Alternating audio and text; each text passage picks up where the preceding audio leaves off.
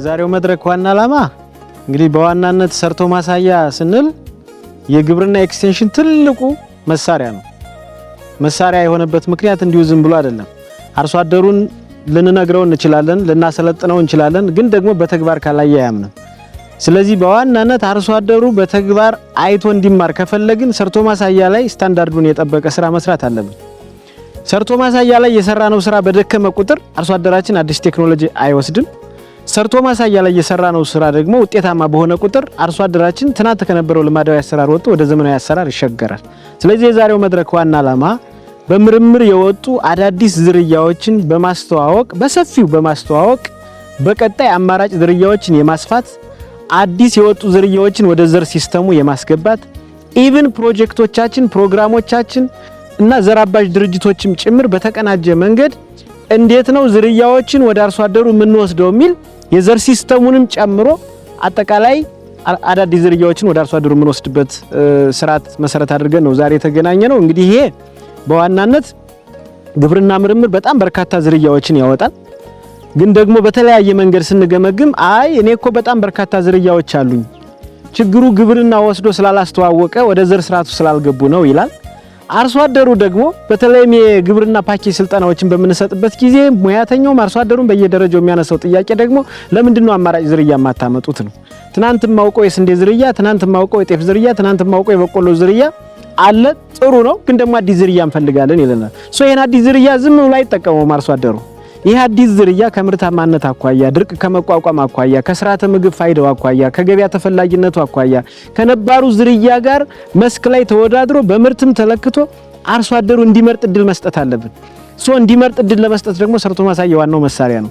የዛሬው መድረክ የግብርና ቢሮ ውስጥ ያሉ ፕሮጀክቶችን በማስተባበር በተለይ የክሪው ፕሮጀክት፣ የኤፍኤስአርፒ ፕሮጀክት፣ የካልም ፕሮጀክት እና የዶክተር ዲፕ ፕሮጀክቶችን በማስተባበር ኢቭን አማራ ምርጥ ዘርና ኢትዮጵያ ምርጥ ዘር ግብርና ምርምርም ጭምር የየራሳቸውን ሰርቶ ማሳያ ጭምር አቅደው እንዲሰሩ ማድረግ አለብን በሚል በሰፊው የንቅናቄ እቅድ አዘጋጅተን ነው ወደ ስራ የገባ ነው። ዛሬ ባህር ዳር ላይ የሚካሄደው የምዕራብ አማራ ቀጠና ላይ ከዚህ በፊት የዞን ፈጻሚ የወረዳ ፈጻሚ እንዲህ ብቻ ነበር የምንገናኘው። ግን ከዋና ፈጻሚዎች የቀበሌ ሰብል ልማት ባለሙያዎች ጭምር ሰርቶ ማሳያ በሚሰራባቸው አካባቢዎች የቀበሌ ጽሕፈት ቤት ኃላፊዎች ጭምር ዋና ፈጻሚዎቹ ከቀበሌ ጭምር እንዲመጡ አድርገን ክሪው በሚሰራበት የክሪውን እቅድ እናስረክባለን፣ የኤፍኤስአርፒ በሚሰራበት የኤፍኤስአርፒን እቅድ እናስረክባለን። ስለዚህ ፕሮጀክቶቹ እቅዳቸውን መሰረት አድርገው በሚሰሩበት አካባቢ ይዘው ወርደው አዲስ ዝርያ ማስተዋወቅ አለብን። የተወደደውን ዝርያ ደግሞ ወደ ዘር ሲስተም ማስገባት አለብን። ይሄን መሰረት አድርገን ቀጣይነት ያለው የምርምር ስራ፣ ቀጣይነት ያለው የማስተዋወቅ ስራ፣ ቀጣይነት ያለው የማስፋት ስራ እንሰራለን ማለት ነው። አማራ ግብርና ምርምር ኢንስቲትዩት 3 ዋና ተልእኮዎች አሉት። አንደኛው ተልእኮ ቴክኖሎጂ ማፍለቅ ማላመድ ነው። ሁለተኛው የፈለቁ የተላመዱ ቴክኖሎጂዎችን ወደ ተጠቃሚ መውሰድ ነው፣ ልክ ዛሬ ስናደርግ እንደነበረው። ሶስተኛው ደግሞ በፈለቁ ቴክኖሎጂዎች በወጡ ቴክኖሎጂዎች ላይ መነሻ ዘር ብዜት ማካሄድ ነው። ከዚህ በተጨማሪም 2 ተልእኮዎች አሉት። እንደዚሁ የክልሉን ግብርና ምርምር ማስተባበር ነው። ሌላው ደግሞ በፌዴራል ደረጃ የምናስተባብራቸው አሉ፣ ድንችን፣ በግን። እነዚህ ዋና ተልእኮዎች ናቸው። ከነዚህ ተልእኮዎች በመነሳት በቴክኖሎጂ ማመንጨት ስናይ በዝርያ ረገድ 188 በላይ ዝርያዎች ወጥተዋል። እነዚህ ዝርያዎች ለደጋም ለቆላም ለወይና ደጋም የሚሆኑ የተወሰኑት ድርቅን የሚቋቋሙ፣ የተወሰኑት ደግሞ ከፍተኛ ዝናብ ላለባቸው አካባቢዎች፣ የተወሰኑት ደግሞ ለንጥረ ነገር ይዞታቸው ከፍ ያሉ የሆኑና ለተጠቃሚ ከፍተኛ ጥቅም የሚሰጡ ናቸው። ምርታማነትንም በዛው ልክ በከፍተኛ ደረጃ እያሳደጉ ነው። ለምሳሌ ብናይ በቆሎን ብናይ ያሉት ዝርያዎች እስከ 87 ኩንታል በሄክታር ምርት እየሰጡ ነው በአማካይ ማለት ነው። አሁን ያለው ግን ከ45 ኩንታል አይበልጥምና የኛ ዝርያዎች ከፍተኛ ምርታማነት አላቸው ማለት ነው። በሌላው በእንስሳት በኩል እንደዚሁ ከፍተኛ አቅም አለ። ክልሉ ከፍተኛ አቅም አለው በእንስሳት በኩል የብዙ እንስሳት ዝርያዎችም መገኛ ነው። ለምሳሌ በበግ ረገድ የዳንግላ ዋሸራ በግ አለ፣ የመንዝ በግ አለ፣ የሌሎችም አሉ። እንደዚሁ ሰሜን በግ የሚባል አለ። በዶሮም ራሱ የትሊሊ ዶሮ አለ፣ ሌሎችም አሉና እነዚህን ዝርያዎች በማሻሻል ከፍተኛ ምርታማነት እንዲሰጡ ማድረግ አንዱ ትልቁ ነው። ከዚህ በተጨማሪ ደግሞ ከውጭ በማስገባት የተሻሻሉ ዝርያዎችን በማዳቀል ለምሳሌ ሐዋሲ በግ ምናልባት ሰምታችሁ ከሆነ ሐዋሲ በግ ከእስራኤል የገባ በግ ነው። ከእኛ ዝርያዎች ጋር በማዳቀል አሁን ከፍተኛ የሆነ ስርጭት አለ። እንደዚሁም በፍየል ረገድ ያበርገሌ ፍየልን በማሻሻል ትልቅ ለውጥ መጥቷል። በአሳ በኩልም ራሱ አሳ ከምግብነት አንፃር ከኒውትሪሽን አንፃር ከፍተኛ አስተዋጽኦ እያደረገ የሚገኝ ነው። በእርግጥ እስካሁን ያለን አስተዋጽኦ ዝቅተኛ ነው። ይህንን ለማሳደግ አሳ እንስሳት የአሳ ምርምር ማዕከል አለን። በሱ ከፍተኛ የሆነ የጫጩት ብዜት እያካሄድ ነው። ከምርምር በተጨማሪ ባለፈው ዓመት ብቻ 1.2 ሚሊዮን የአሳ ጫጩት አባስተናል። ስለዚህ ከፍተኛ ትኩረት አለ ማለት ነው። በዶሮ ረገድም እንደዚሁ ከፍተኛ ስራ እየሰራን ነው። በተለይ የትይዩ ዶሮን በመረጣ በማሻሻል ከውጭ ከሚገባው የዶሮ ዝርያ ጋር ተወዳዳሪ የሚሆን ዝርያ እንትን እያደረግን ነው፣ እያወጣን ነው ማለት ነው። በተፈጥሮ ሀብትም ከግብርና ቢሮ ጋር በመተባበር የአሲዳማነትን ችግር ለመቅረፍ ጥረት እየተደረገ ነው። በዚህ ረገድ ለምሳሌ አዲስ የወጣው የሰከላ ዝርያ አሲዳማነትን በመቆጣጠር አንጻር ትልቅ አስተዋጽኦ እያደረገ ነው። ከዚህ በተጨማሪ ደግሞ ከክልሉ ግብርና ቢሮ ጋር በመነጋገር ስትራቴጂ የአሲዳማንን ለመከላከል ስትራቴጂ በመንደፍ ከፍተኛ አስተዋጽኦ እያደረገ ነው። ሌሎችም ቴክኖሎጂዎች አሲዳማነትን የሚከላከሉ ስትራቴጂዎች እንደዚሁ ቴክኖሎጂዎች እየወጡ ነው ማለት ነው። በጥቂቱ እነዚህ ናቸው። ፕሮጀክት ከ2024 ጀምሮ በጣም ዘርፈ ብዙ ስራዎችን ነው እየሰራ ያለው። ከነዚህ ውስጥ አንዱና ዋነኛው የዚህ የስንዴ ሰርቶ ማሳያን ማስተዋወቅ ነው። ዋና ዓላማው ያው ስንዴ እንደሚታወቀው በትንሹ ባህሪውን ሊቀይር የሚችል ዝርያ ከመሆኑ ጋር ተያይዞ እነዚህ ነባር ዝርያዎችን መተካት አለብን የሚል እሳቤ ያለ በመሆኑ በበሽታም በተለያዩ ነገሮች እየተጎዳ ስለሆነ ነባር ዝርያው አዳዲስ ዝርያዎችን በማስገባት አርሶ አደሩ ጋር የስንዴን ምርትና ምርታማነትን በላቀ ደረጃ ማሳደግ አለብን የሚል ሀሳብ ነው ያለው። እሱን ተግባራዊ ለማድረግ እንግዲህ የሚመለከታቸውን አካላት ከቀበሌ ባለሙያ ጀምሮ ከወረዳ፣ ዞን እንዲሁም ክልል ላይ የሚመለከታቸውን አካላት የግንዛቤ የክህሎት ስልጠና እየሰጠን ያለ ነው።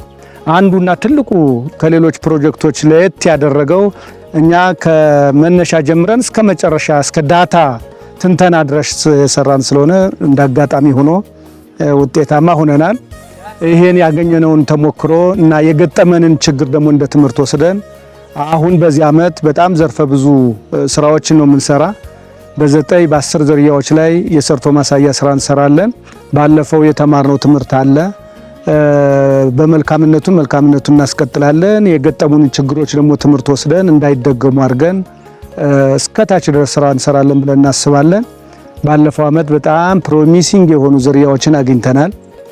እነሱን ያገኘናቸውን ዝርያዎች በምስራቅ አማራም በምዕራብ አማራም ያገኘናቸውን አሁን በማስፋት ደግሞ እንሞክራቸዋለን።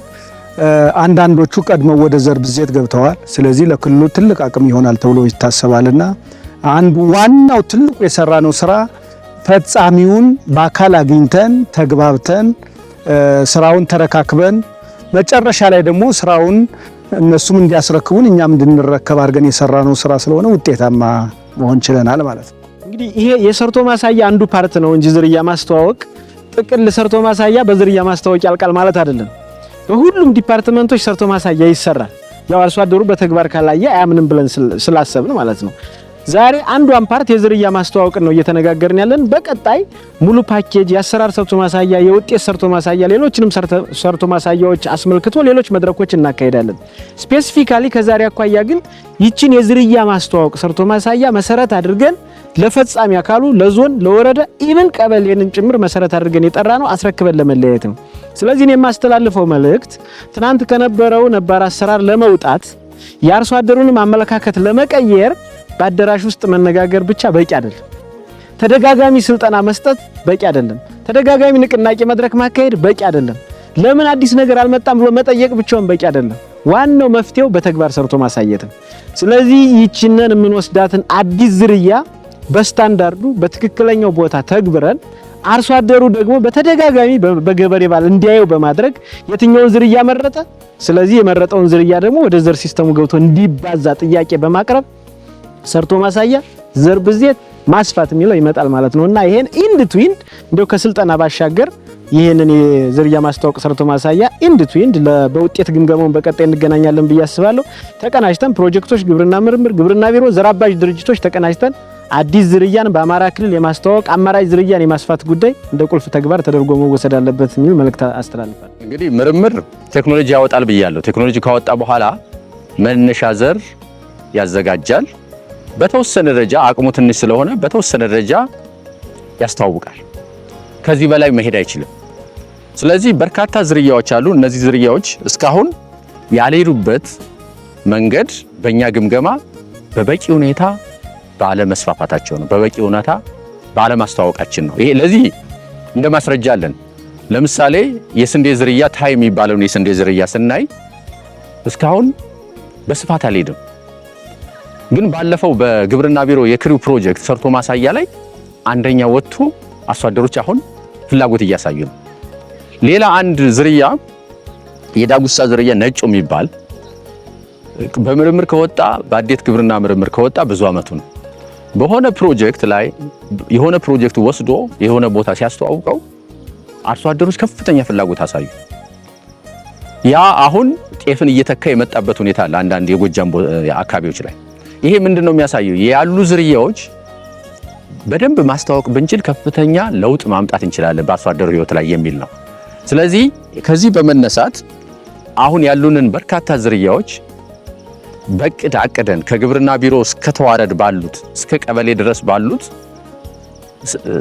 ባሉት አካባቢዎች በአንድ ላይ አቅደን በመተባበር ሞቲቬት አድርገን ብንቀጥልበት ለውጥ ማምጣት እንችላለን። ስለዚህ የዚህ ስልጠና ዓላማ ይሄ ነው። ምክንያቱም እኛ ዝርያዎች አሉን እናቀርባለን። ዘር በተወሰነ ደረጃ ይቀርባል። የግብርና እስከ ታች ድረስ ግብርና ቢሮ እስከ ታች ድረስ በተለይ አሁን የመጡት በስልጠናው ላይ እየተሳተፉ ያሉት አሁን የቀበሌ ባለሙያዎች ናቸው። እነዚህ የቀበሌ ባለሙያዎች ደግሞ በየቀበሌው ኤፍቲሲዎች አሉ። እነዚህ ኤፍቲሲዎችን በመጠቀም እነዚህን ዝርያዎች ወስደው ከነባር ዝርያዎች ጋር በማወዳደር ልዩነቱን ማሳየት ይችላሉ። አርሶ አደሮች ካዩ ካመኑ ዝርያውን ከመቀበል ወደ ኋላ አይሉ። ስለዚህ ይሄ ወርክሾፕ ትልቅ ሚና አለው። አንደኛ ግንኙነታችን በተለይ እስከ ቀበሌ ድረስ ግንኙነታችን የምናሳድግበት የምናሳለጥበት ነው። ሁለተኛ ደግሞ ሞቲቬሽን የምንፈጥርበት ነው፣ መነቃቃትን የምንፈጥርበት ነው። ከዛ በተጨማሪ ደግሞ የመጡት የቀበሌ ባለሙያዎች ቃል ገብተው የሚሄዱበት ስለሆነ ትልቅ ጥቅም አለው ብለን ነው የምናስበው። ዋናው ነገር ፈጻሚውን ማብቃት ነው። ፈጻሚውን ካላበቃኸው የምትሰራው ስራ ሁሉ ውጤታማ አይሆንም። እንግዲህ ዛሬ ያሳተፍናቸው አካላት ከታች ከቀበሌ ጀምሮ የመጡ ከወረዳ ጀምሮ የመጡ የሚመለከታቸው አካላት ናቸው። እነዚህ አካላት ለፕሮጀክቱ ትልቅ አቅም ነው የሚሆኑት። ስራውን ውጤታማ ለማድረግ ያሰብነውን ግብ ሚት ለማድረግ እዚህ የተገኙ አካላትን የጋራ መግባባት ፈጥረን ግባቶችንም የገዛናቸው ግባቶች አሉ። እነዛን ግባቶች ሁሉ ተረክበው ሄደው መሬት ማስነካት ከቻሉ አርሶ አደሩ ጋር ደግሞ መግባባት ከፈጠሩ ትልቅ ውጤት እናስመዘግባለን ብለን ነው የምናስበው። ፕሮጀክቱ በ5 ዓመቱ መጨረሻ ላይ 4 ቶን ፐር ሄክታር ፕሮዳክቲቪቲን ማሳደግ አለብኝ ብሎ ያስቀመጠ ስለሆነ እሱ አሁን በጥሩ ሁኔታ በጥሩ ትራክ ላይ ነው ያለውና ለማሳካት ትልቅ እድል ይፈጥርልናል ብለን ነው የምናስበው ይህን ስልጠና።